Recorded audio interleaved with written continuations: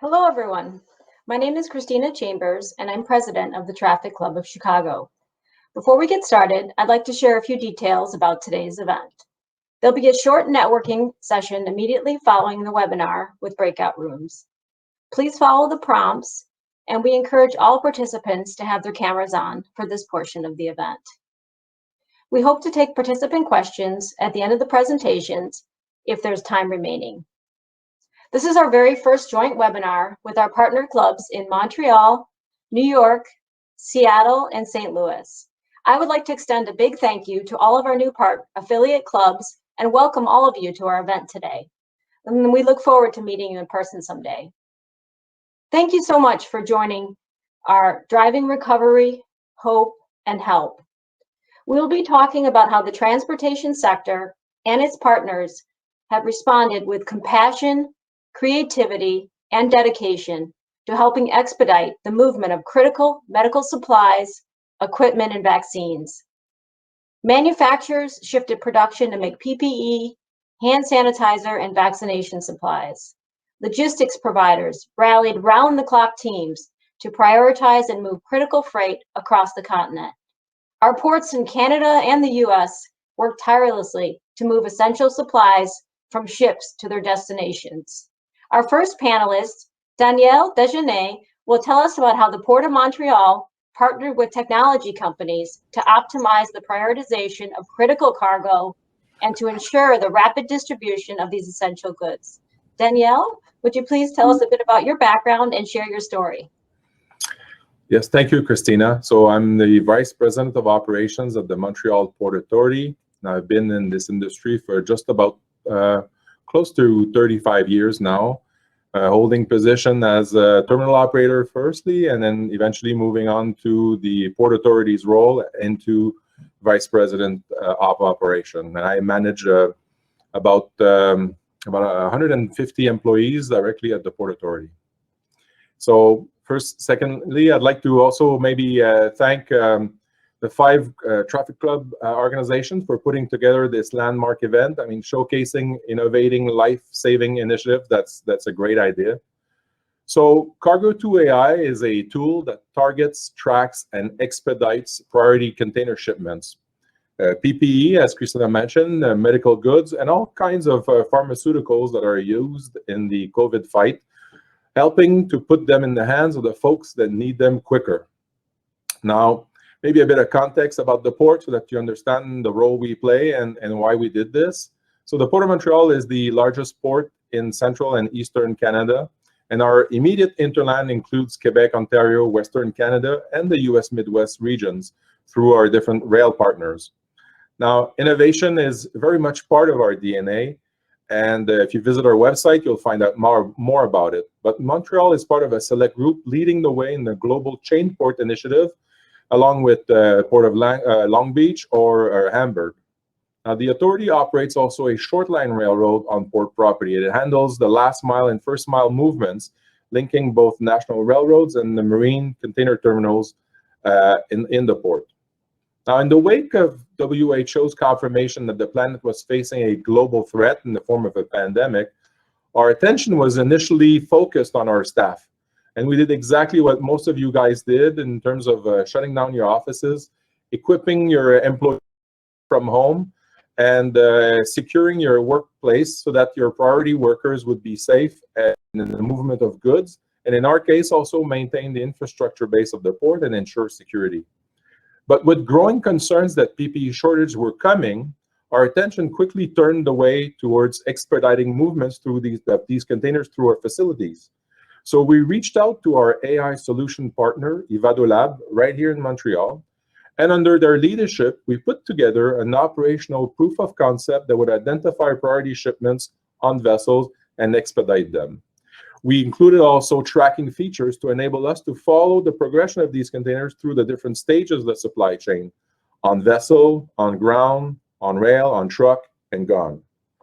Additionally, we wanted also ways to track performance, comparing our priority shipments with fare compared to regular container population. Now, with the help of Scale AI, the Canadian AI supercluster, we secured funds and resources to embark on this project. In a nutshell, we use SQL search engines to pick out units with matching codes used by shippers to describe tariffs or cargo for tariffs. Those are called HS codes. We also used electronic versions of the ship's manifest that describes the goods that are carried in these containers, and then we try to identify these containers. Now, shipping lines also use the graded form of HS codes, going from a 10-digit number to a 6-digit number. So we then found out that HS codes alone, and that's where AI came into play. We then leveraged the power of natural language processing, which is basically the tool behind chatbots, to identify priority shipments, recognizing words, chains of words, abbreviation, commonly misspelled versions of that same word, in an effort to try to screen out these containers and identify them. Now, the list of containers that were then identified as priority were then shared with all our stakeholders, and this endeavor would have not have been possible without their support.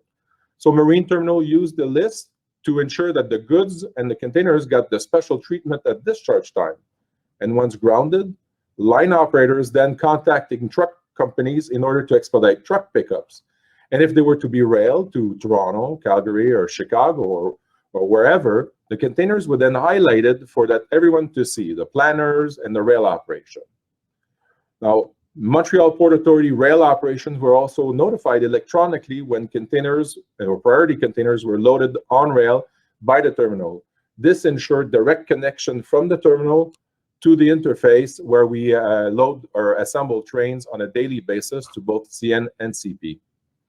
And on top of that, twice daily, during our regular coordination calls, railroads were also informed about the priority rail connections, and this also made the changes or created changes in the train makeup in terms of destination, again in an effort to shave precious days off the transit time.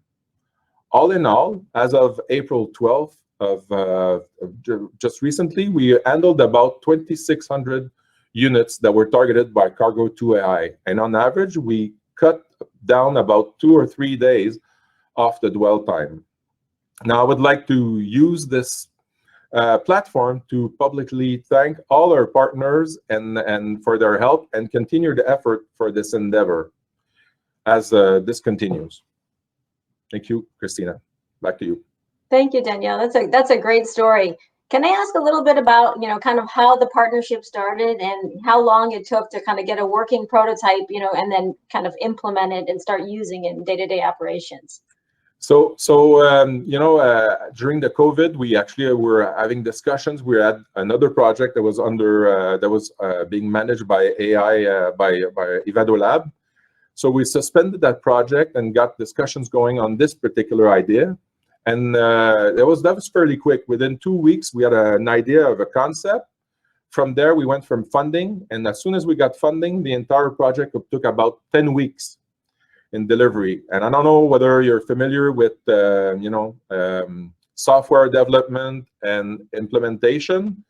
Usually, cost overruns and time overruns are familiar or common grounds. Well, in this case, I'm happy to report that actually we were done and delivered within the 10 weeks, which was great. And I think what are the factors or key factors in this case is the highly motivating factor of what was the essence of the project, actually getting stuff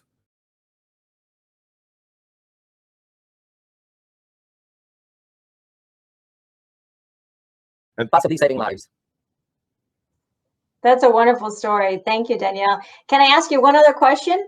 It sounds like this, this solution could be scaled up for all different types of, goods that you have in the port. Is there a plan to kind of scale this up for all of your prioritization?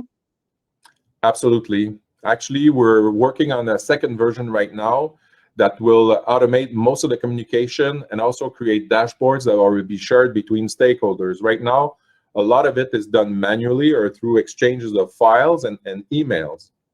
But as we're migrating towards a newer version, we can actually now change the focus of this tool to other endeavors and possibly including other pharmaceuticals. So right now we're in discussion with the Ministry of Health of Quebec in order to include all their priority list of purchases. So we're talking about drugs or ingredients that are made or ingredients that are absolutely essential in the creation of drugs for the COVID fight or for whatever pandemic, if we ever have another one. And I'm knocking on wood as I'm saying this, as you might imagine. Thank you so much. We really appreciate your time, Danielle, and thank you also to the Port of Montreal for sharing your story. So My pleasure.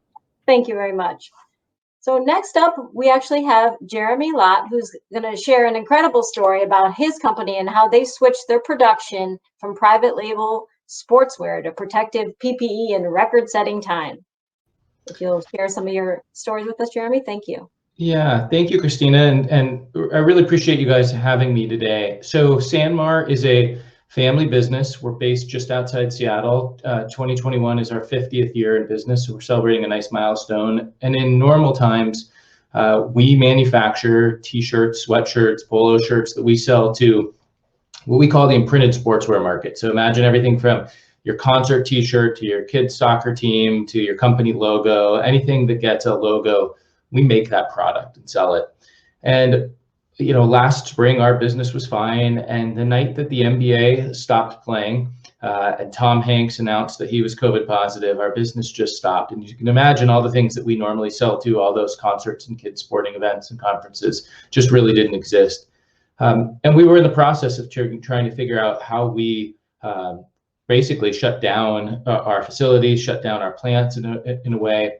And I got a call from one of our employees whose son was a first responder in Bellingham, Washington, just near the border with Canada. And she said to me, they don't have masks that they wear. And I said, how is that possible that, they're not wearing masks? And you can imagine Seattle was kind of one of the first cities that was hit with COVID. And so we were on the kind of front line of trying to figure out, well, could we make masks? We make t-shirts, we make sweatshirts, we've never made a mask before.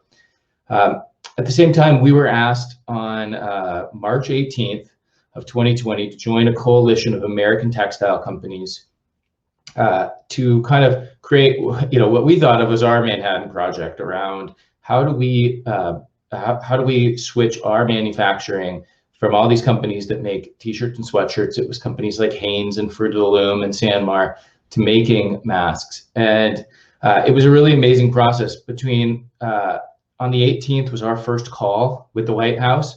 On March 26th, we were in production making face masks. And just at Sanmar, we made about 250 million face masks last year. And with our partnership, it was even with the other companies significantly more. So it was an incredible project to be part of, but we could not have done it without all of our logistics partners throughout our entire supply chain. And so that's why I'm really excited to be here today, because it was truly a team effort between our manufacturing and our distribution and all of our partners who made it happen in record amounts of time. So it was really an amazing process to be part of. Do you mind telling us a little bit more about the process of kind of designing masks and how you did that compared with designing a t-shirt and how that all kind of worked out? Yeah, so normally our time from when we kind of have an idea of a new product till we launch it is about 18 months. Here we had 8 days to be in production. we worked with a design actually that NC State had put together of a protective face mask. And the government at the time, if you can put yourself back in time a year, was looking for really an American-owned supply chain, because there was really worry that different countries would take really protectionist approaches to PPE. And while that happened to a degree, it didn't happen maybe where they thought it would be. And so they came to kind of American companies and said, what can we put together? And it was a fascinating process. In fact, the government, the way they asked us at one time, they said, can you just fly your sewing machines into the United States and set up your manufacturing here? We said, well, that's going to be really hard to do, but let me tell you, what we can do. But we ended up doing production in 3 countries, including the United States. We made about 25 million masks here in the US. We made masks in Central America, and we made masks in Vietnam as well. But just, it became trying to understand the regulatory piece, the safety piece, and then what we could produce quickly as a industry, an amazing process, and working together with competitors that normally we compete against each other. We all came together to kind of create this prototype of what was this mask that the FDA would approve. And it was really designed initially to be kind of a next best thing to an N95, when the supply chain for those just really didn't exist at the time. Can you tell us a little bit, Jeremy, about what it was like working with the White House? I presume that was your first opportunity to do that since you have been in business. Absolutely. So I think that I'll give them a lot of credit for, I think they recognized early on the importance. At the same time, I think they didn't recognize some of the challenges on how you actually produce things and how you could fly, thousands of sewing machines, to the United States. But it was a really, there really was a sense of whatever it takes, to make this happen. Let's do this as fast as we possibly can. It was an interesting challenge. We were sitting there as, this industry together on these calls, and they said, the logistics piece of this was actually one of the biggest challenges. Well, I had been in Atlanta the prior November and had met Kate Gumpman at UPS and briefly. And I said, well, I've met her briefly. Let me reach out to see how UPS could kind of support us. I sent her a quick email letting her know what was going on and asking her to call me. My phone rang 30 seconds, if it was even 30 seconds later. And she said, whatever it takes, UPS is here to help you. We were moving fabric from the Dominican Republic to Honduras to Tennessee. These were not normal, transportation routes. And it was just a really, fantastic process. We ended up making the vast majority of the masks in Vietnam. We don't do a lot of air freight as a company, traditionally, but our air partners were tremendous in, you saw some of those pictures. I mean, we had 9, I think, complete 747s just full of Sanmar product, and something like 800 other air cargo flights bringing masks into the United States. Our sea partners and rail partners brought those containers through the ports of Long Beach with record speed. So I really have to thank CMA and BNSF for their partnership too, in getting those masks into the hands of the people who needed them as quickly as possible. But when you talk about the White House, the first calls we were on, they wanted 20 million masks, and if you remember, the president wanted to open the country by Easter. That was a goal last year. So it quickly went from 20 million masks to 500 million masks in the span of days. That was a real challenge. So it was an interesting process, and we learned a lot. Story. Now, are you still making masks right now? We are still selling masks because we still own some that we've made. Our goal is to be out of the mask business because nobody really needs to wear masks. That's our goal as fast as possible. But I think that we see them as a category that will always be in to a degree. And I think you've seen that, when you travel to Asia after SARS, where people wore masks, it's become more normalized. I expect if you're riding the subway in New York 2 years from now, you're going to see people in their Mets mask and their Yankees mask, sitting across from each other. And I think that's going to be a little bit more normal going forward. But it is not part of our it's not part of our business plan to be in masks, and we're hoping that that is a very small category for us going forward. So much for sharing your story, Jeremy. And I know the club in Seattle is very proud of the efforts that your company has done, and I know they awarded you this year with to thank you for all the efforts that your company has done, in support of the pandemic efforts. So thank you very much. We really appreciate having you here today. Thank you. My pleasure. Thank you. And then next up we have Jennifer Morris from Anheuser-Busch, and she's going to tell us about how they started manufacturing hand sanitizer and also their long-standing partnership with the Red Cross and some of the wonderful initiatives they had going on there. Thanks, Christina. It's great to be here today to talk to you a little bit about what Anheuser-Busch did, last year and into this year to respond to COVID. So like a lot of you, we, spent the first several weeks of the pandemic really focusing on our employees, making sure that they were safe with PPE materials, closing down our offices where possible and asking folks to work from home when their jobs allowed for it. We're a major manufacturer though, so 85% of our employees were on site, throughout the pandemic, brewing some of the best loved beers in the world.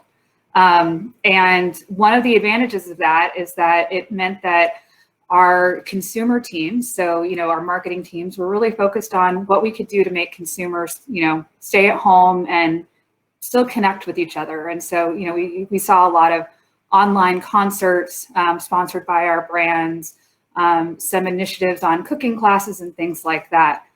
But as we started, learning a little bit more from the news about some of the shortages that the country was experiencing, there were two things that really stood out to us. One was blood donations. So the Red Cross, we've had a partnership with them for over 100 years. Their blood donations, their levels were down because everybody was staying home. And that's great that people were staying home, but it didn't mean that people weren't getting sick or in need of blood donations. And so one of the things that we did is we looked at kind of what we could do as a company that was unique to us. We sponsor a lot of sporting events and teams and things across the country. And all of those sporting stadiums were closed down because, sports teams weren't playing each other.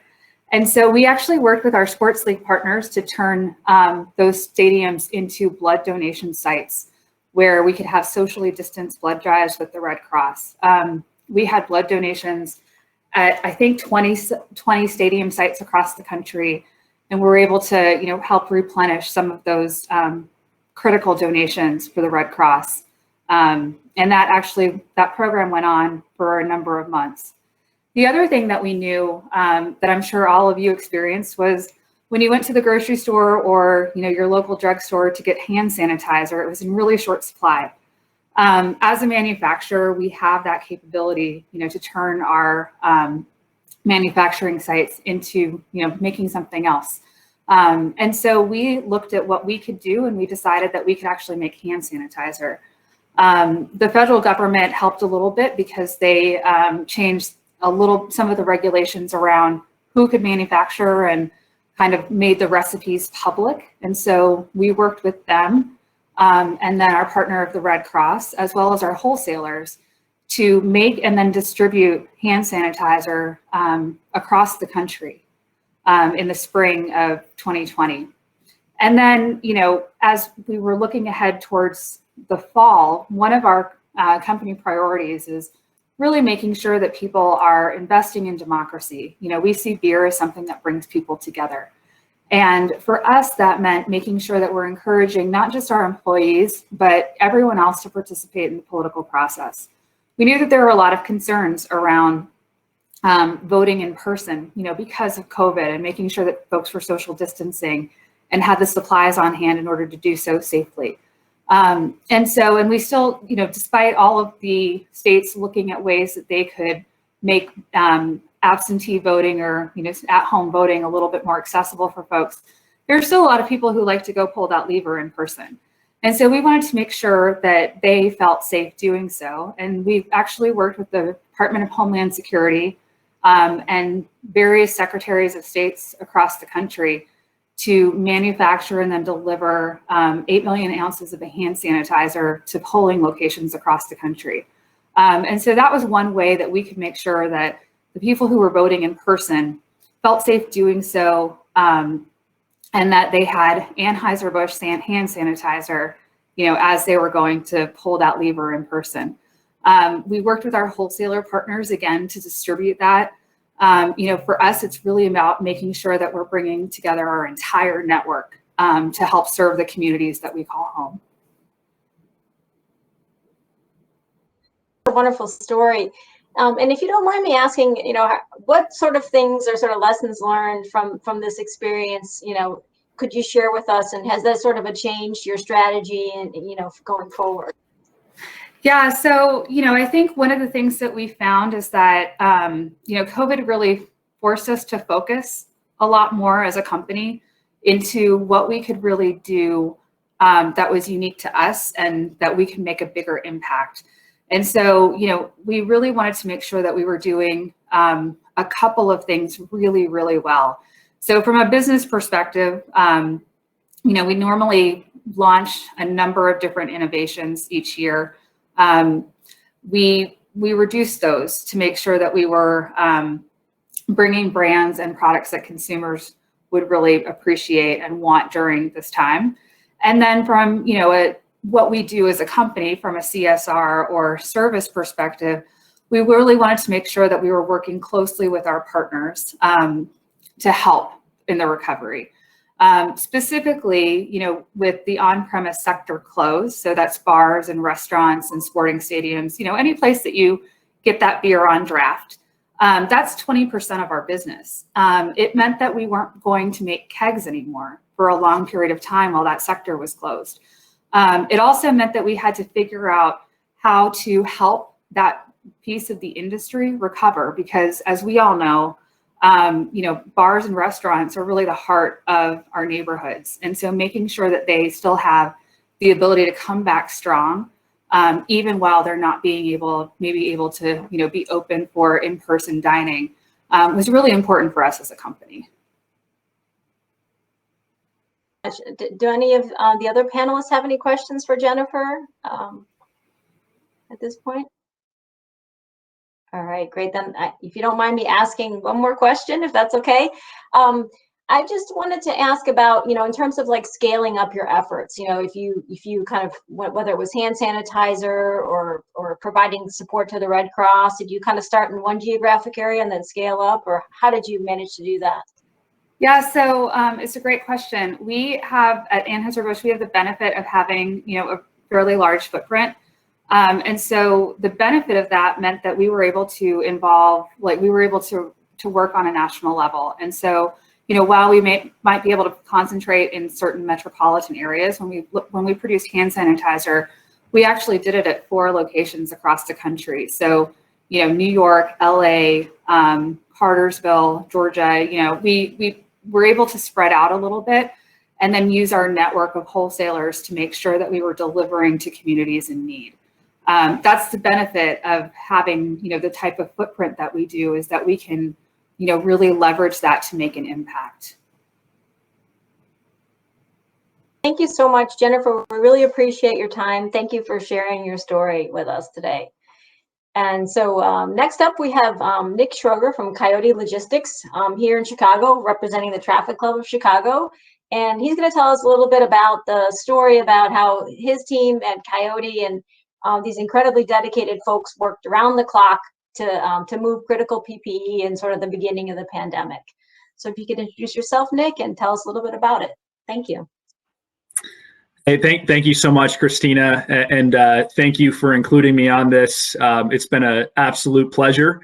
One, to hear all of the stories from the fellow panelists and really seeing how us as an industry, we transformed our business model to help support those in need. So it's truly inspiring and very appreciative to be on this panel. So a little bit of background. I am the Chief Network Solutions Officer for Coyote Logistics. I have 3 focus areas. One is I'm responsible for innovation, 2, strategic partnerships, and the third, is connectivity with our owner. We are a wholly owned subsidiary of UPS. So Jeremy, it was great to hear that we had a tremendous response based off of the need that you had in terms of getting logistics and transportation for your shift in business. So as a part of UPS, we're connected with our public affairs division, and we have a public affairs division that really is aligned with both state and federal representatives to understand what we can do from a transportation lens to help support the constituents within across the country and then within certain states. So before I get into the story, I do want to kind of set the table of what we were going through as an organization and as a company. So in the beginning of the pandemic, as I'm sure everyone was experiencing, we were working through a transition period of actually going from in-office. Our office is built on collaboration and a culture of working together to be remote. So we had 1,100 employees in Chicago. We have 3,500 employees globally that we were working on transitioning into a remote working environment. The second thing I think is worth noting too is that we were coming off our busiest season, being a subsidiary of UPS, our peak season, that Thanksgiving to Christmas, and now it actually extends into January and February because of the amount of e-commerce returns.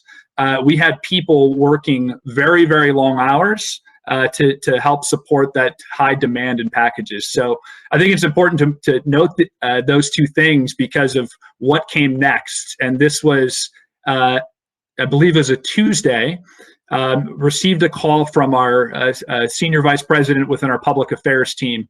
It was 7 p.m.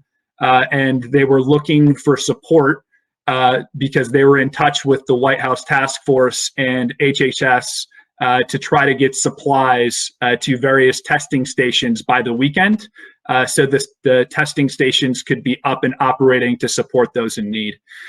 So I had two major concerns, right? Is one, it's 7 o'clock. How are we going to galvanize a bunch of people to drop what they're doing after we're in a remote environment and there was heavy working hours?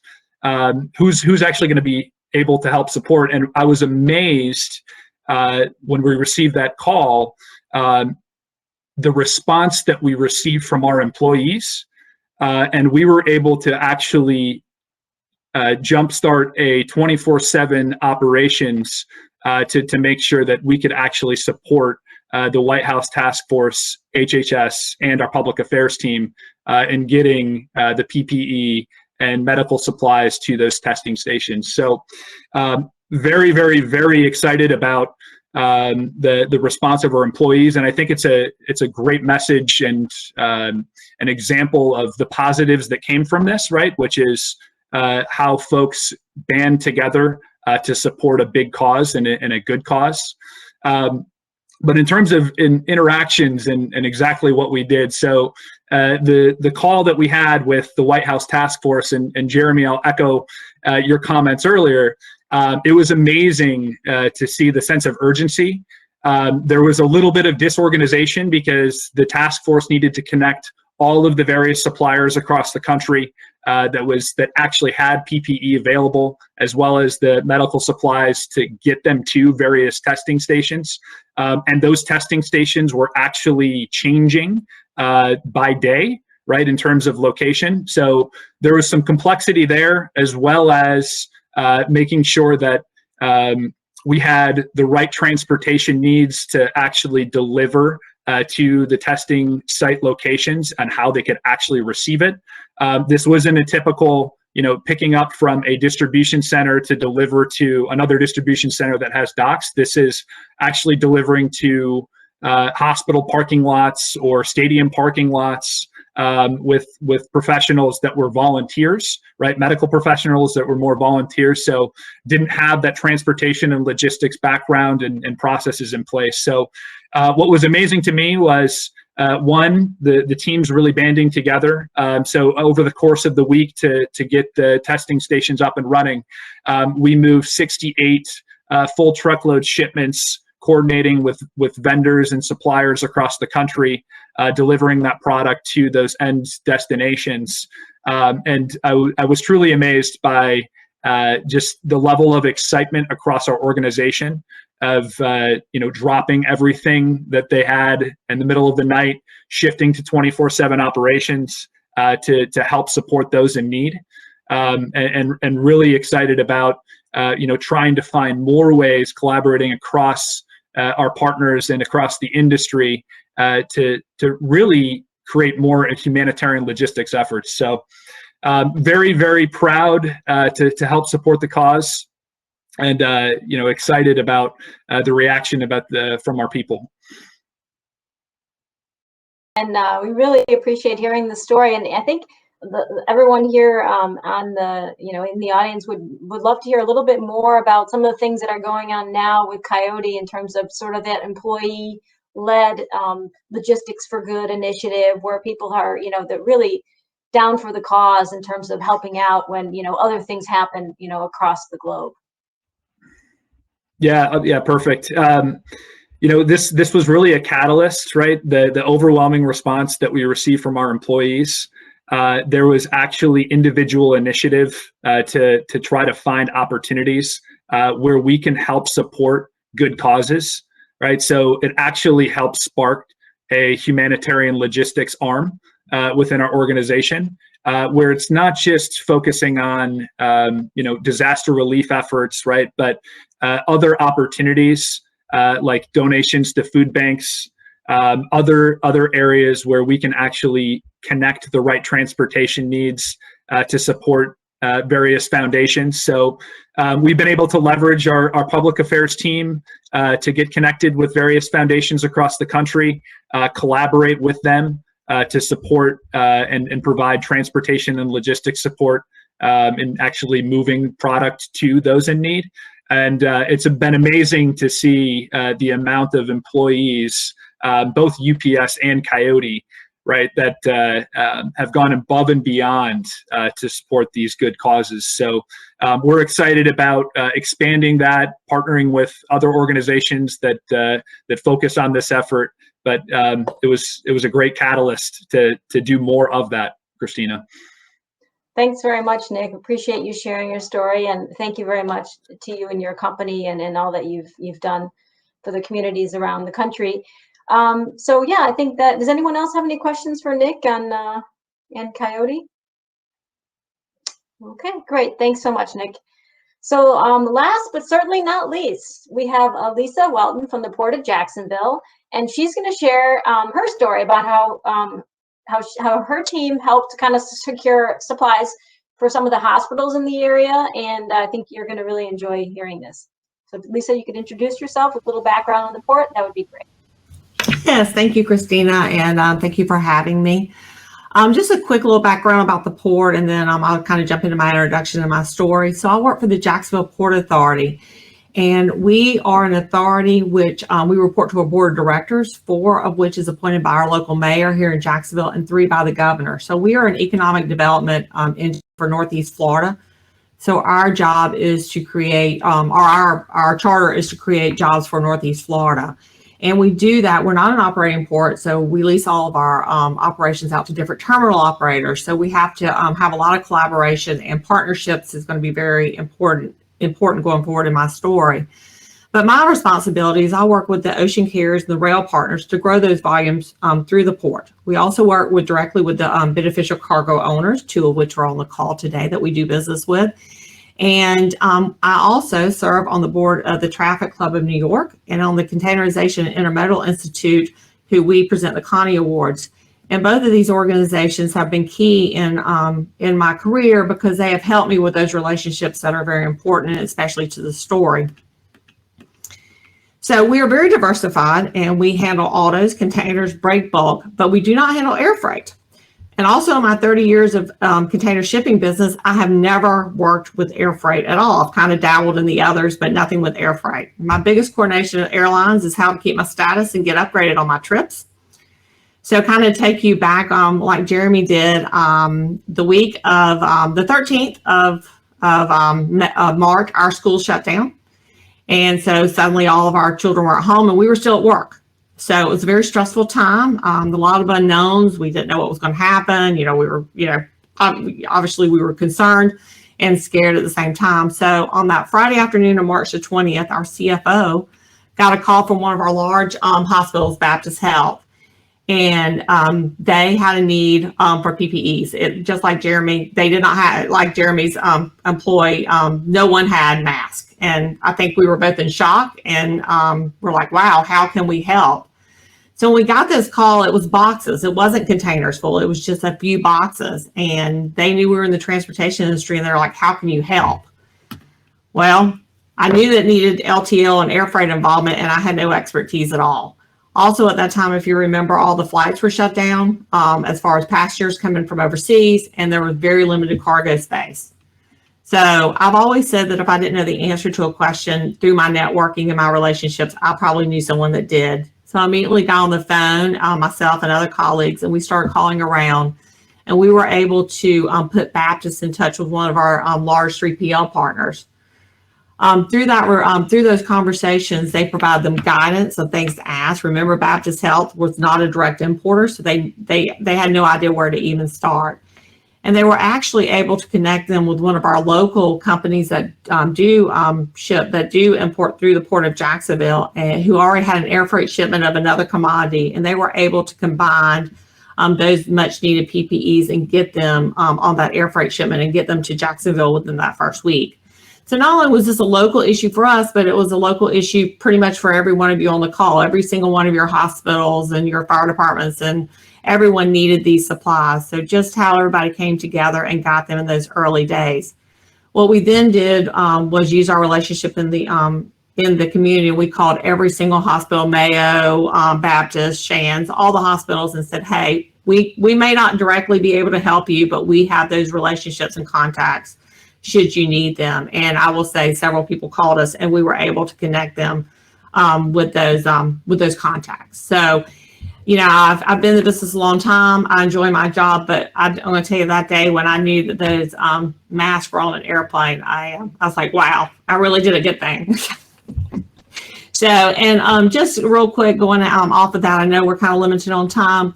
Then our focus really shifted to keep this port fluid. We know a non-fluid port is not good for supply chain. We've seen it in many other ports across the U.S., and we wanted to make sure we kept the ports fluid. Once again, in those early days, everything was shut down. There were containers on the water. What do you do with those containers? So we really worked with our beneficial cargo owners, our warehousing, our trucking companies, our terminal operators to try to find storage space either on the terminal or off the terminal to make sure we kept the ports fluid for when we did open up. Us in the Southeast, we opened up much sooner than other areas.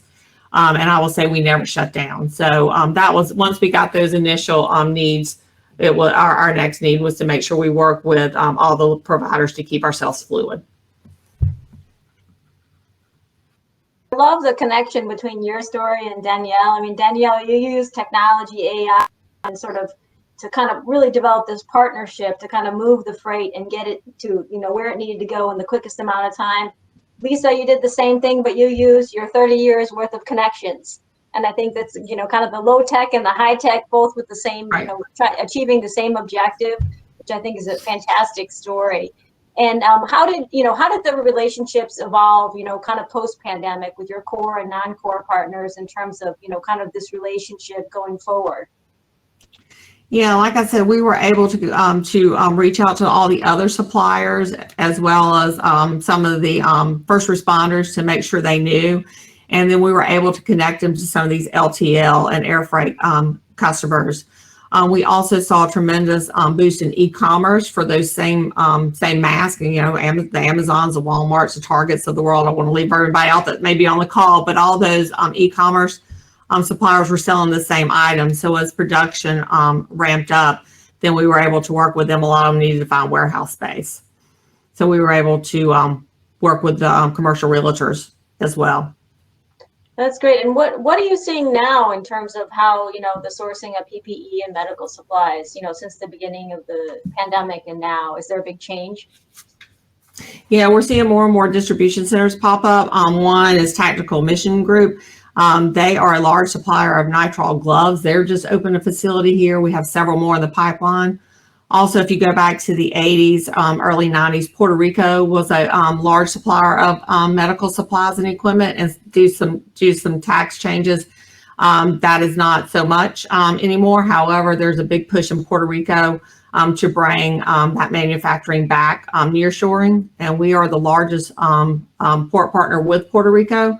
About 85% of the cargo that goes to and from the island comes over the port of Jacksonville with our partnership with Tote, Crowley, and Trailer Bridge. So we're seeing more and more activity in Puerto Rico. That's really interesting, and I mean, I guess for other people who are joining us today, I mean, I'd be interested to hear if you can share a little bit about, just kind of what's sort of the impact on the port, because I know there's been huge disruption in the supply chain. So are you seeing that, directly in Jacksonville and what's coming in and how it's moving? Yeah, so once we kind of got there over the initial emergency cargo, our goal was to keep our port fluid, and we were very lucky to be able to do that. Several of our terminal operators are doing peel piles for our trucking companies, so that if a customer has 10, 20 boxes, they can go to a stack, first in, first out, keep that flow moving. Once again, seeing a lot of distribution center activity here in Northeast Florida. And, once again, we opened up very quickly. So we've just seen, we opened up very quickly, and we just saw a huge inundation of cargo. Just working with all our partners to make sure we remain fluid. We're also working with our ocean carriers and our rail partners to provide more capacity in and out of the port to help relieve congestion that we're seeing in other ports north of us and also on the West Coast. So a lot of companies we're seeing that only have a 1 or 2 distribution center network across the country, and they're very reliant on one port. We're seeing a lot of them looking to Jacksonville and to other ports as well to diversify their distribution system, so they're not confined to one port of entry. Thank you so much, Lisa, for sharing all that information. And I'm sure the hospital networks that you help provide and secure, PPE for are thankful for your 30 years of connections in the port. Thank you very much for sharing that with us. So I'd like to open up, for questions from the audience or from, fellow panelists right now. I think we have about, it looks like we have about 11 minutes. So Megan, if you would join us, please, kind of see what questions have come through. Yeah, we do have a few questions here. This first one, I believe it came in for Jennifer, but it could really be answered by anyone. The question is, has working together with your logistics partners created stronger relationships so that going forward, you feel of value to securing your business connections going forward? That's a great question. I would say absolutely. We have a really robust network of wholesalers at our company. So our wholesaler partners are the ones that are delivering our product to retail and on-premise locations. So they're really our connection to how we get our product out to consumers. Working really closely with them on a number of the initiatives that I mentioned. So specifically hand sanitizer, was really important to us to make sure that one, we're getting product or the hand sanitizer out to the areas that most need it. But the other part of it is that, we really value working together with our partners to come up with innovative solutions. And this is one way that we really saw, that we could do that with our wholesaler partners. They were obviously had a lot of impact from COVID as well because of the, on-premise shutdowns. So that impacts their business as well. And so, they were looking for ways that they could, make a difference in their communities, make sure that they're contributing. And so when we were able to partner with them on those types of things, it made it a lot easier for us to, continue to make business decisions together. When we were looking at, date code extensions on products and various things like that. Thank you very much, Jennifer. Thank you. Yeah. Did any of the other panelists want to chime in for that question, or should I move on to the next one? I was just going to add one quick thing. I do think what's been very interesting is that there's much more openness to be transparent and collaborate across various logistics partners, whether you're on the shipper side, you're actually responsible for executing, or you're on the technology side in terms of aggregating data. And I do think that there's going to be this ongoing initiative and trend of bringing, the technology, the data aggregation together with the executors and those that are in need of shipping product. So I think that has been a huge benefit in creating these strong bonds and relationships across the industry, from my experience. Megan, if I could add one thing too, I think all learned a lot in the last year, but I think one of the things that I really have as a takeaway and a real lesson from COVID was that the partnerships that you built and nurtured during good times, you were really able to kind of lean on those in kind of challenging times. And so the value of the partnerships that we had built with our logistics partners during kind of those good times, it's why I was able to make a phone call and have a plane, landing in the Dominican Republic, a day later. It certainly was the sense of emergency that we were all under, but I also think those level of partnerships. So I think businesses, I can certainly speak for Sanmar, but I think my peers, I think absolutely today value the relationships and the partnerships that they have with their logistics partners and recognize how important they are to their success. I see it today. There's a tremendous restocking that is happening, across the United States with product, and so it's an incredibly challenging time, and it's a time where we all kind of need each other to kind of rebalance the world and get back to kind of a more normal sense. But we absolutely. I think there's even more level of the way we think about our partnerships going forward after this last year. So I agree. I'd like to build maybe on Jeremy's comment. We obviously, the relationships we nurture when times are good usually are the ones that you can actually go quickly and actually rely upon when things go bad, and when you need them in sense of emergency and urgency. So there's no doubt in my mind that the project and its results are in large part due to people and connection between people. We talk about organizations and technology, but at the end of the day, when we try to organize this, it's actually people talking to other people that trust each other already. And I think those were very important. So if you have these values already in your DNA, so to speak, then it really helps out when you're trying to organize something quickly, and also in large part also very selflessly, because we did not profit personally of these jobs. We actually returned to the community some of the benefits of our contacts and our communication, and also the relationships we have built over time. Yeah, and I'll just add, I think every single one of us and all of our organizations really just had to step out of our comfort zone and just try things and explore different options. And I really felt good. My neighbor is an ER doctor, and she had posted on the Nextdoor app, "Help! I need mask." I'm using the same mask, and my husband had one from a painting job. He gave it to her. So she knew the story of us trying to get these masks. And when she called me the next week and said, "I just want to let you know we have boxes of masks, and I don't know if you had anything to do with them, but please thank you and thank everyone that that's helped us," because they had nothing. So it was really just a time of stepping out of your comfort zone and relying on those relationships and just trying different things. So it was an interesting time indeed, and I think we've learned a lot from it. Absolutely. So our next question is for Jeremy. Can you please share about the interaction you had with your supply chain and transportation team in working through the challenges? Tell us a little about the extent of access with your team. I'm not quite sure I totally understand the question, but I will share, I think, there was a time at Sanmar where our our logistics team and the work they were doing, we didn't see it as necessarily like a core strategic piece of our business.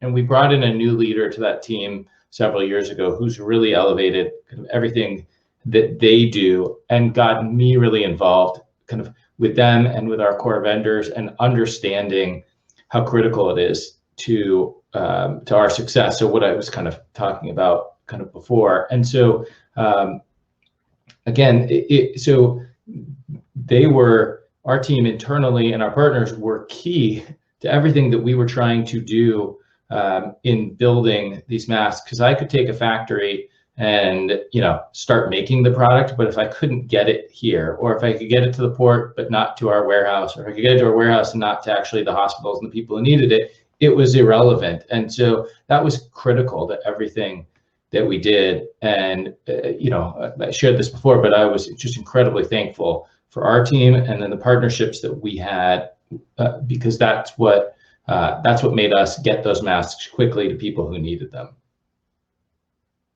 Great, thank you, Jeremy. All right, our next question is for Danielle. I have heard that globally there is an issue with the movement of containers in terms of shortages in some parts of the world with having empty containers to ship goods. Do you have any comments or thoughts on that? Well, I do. Yeah, indeed, there is an issue. I think Lisa and probably Nick also are quite aware of this, and they would have a comment. Although, to build on that, it's a situation that occurs on occasion, especially when there's such a high differential price on back and front haul. And the front haul is so attractive for shippers, for ship operators and container owners that they expressly or certainly expeditiously return empties where they're needed and where they can generate a lot of revenue from these cans. And often it's just a matter of offer and demand. And in some other cases, it's just it's very structural more than anything else. So yeah, there is definitely a shortage of empty containers in some regions of North America and in Europe as well, because they're being repositioned in Asia. Thank you. Did anyone else want to chime in on that one, or should I move to the next question? Okay. I was just going to say, I think there was just a network imbalance, right? That was created as a part of all the disruptions across multiple supply chains. And it's to Danielle's point, it's difficult to meet the demand and make sure that you have enough equipment to process it in specific areas, which is a huge challenge that I know us three, Lisa, Danielle, and myself, work through on a day-to-day basis. Thank you, Nick. Okay, our final question here. I'm not exactly sure who this one's for, so if anyone wants to jump in on this one, please feel free. How did your employees react to the change? What was the biggest challenge to move this forward? I'm assuming with your employees.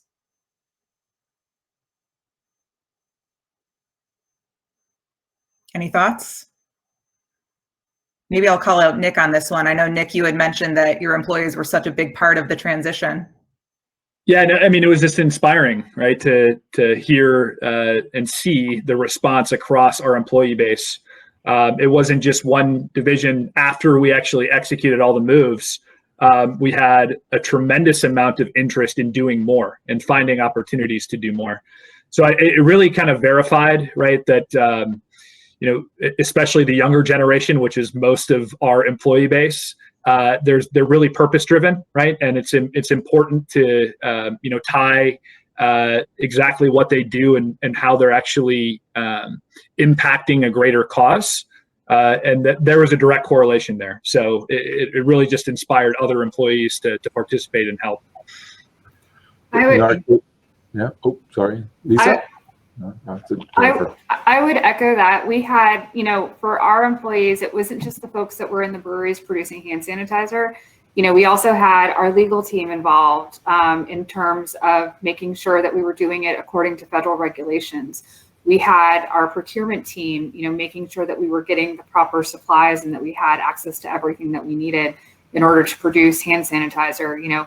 we're used to bottling beer in, glass bottles or in cans or in kegs, and this required, a different logistics operation in terms of making sure that we could, bottle hand sanitizer in containers that were usable, whether it was gallon jugs or smaller, plastic bottles. So for us, it wasn't just, the folks who were on the front lines producing the hand sanitizer. It was really, making sure that we were doing everything across our supply chain, involving a number of different departments that, you don't really think of when you're kind of switching that on. And, like many other folks, our employees were working a lot of hours, and this was on top of everything that they were doing. And they were eager to do it and wanted to do more. So it was great to see. Thank you, Jennifer. And coming up on the hour, we have passed the hour at this point. So Christina, I'll hand it back to you. Great, thank you very much. So I think, everyone sort of, the theme running through this whole event today is it's all about the silver linings and the partnerships, the existing and the new partnerships, and really coming together for a much bigger cause. So I want to once again thank all of our panelists today for sharing your stories, and also a big thank you to our partnership clubs for recommending all of you, because they came via word of mouth, saying, telling a story about, a company or organization that they knew of that was really doing good in the community. And that's how, the stories came to us. So we certainly appreciate everyone. Also, a big thank you to CM Services. They are the management services company that works with the Traffic Club of Chicago. So thank you very much, Megan and Megan. And also a shout out to Israel, who, designed our social media graphic as well. As probably most of you know, we are a nonprofit, as are all the other traffic clubs. So we produce this content to kind of educate and inform and stay connected with all of you. So once again, thank you so much for your time. We really appreciate it. And I know everybody's looking forward to getting into the informal networking piece of the event. So have a wonderful day, everyone. Bye-bye.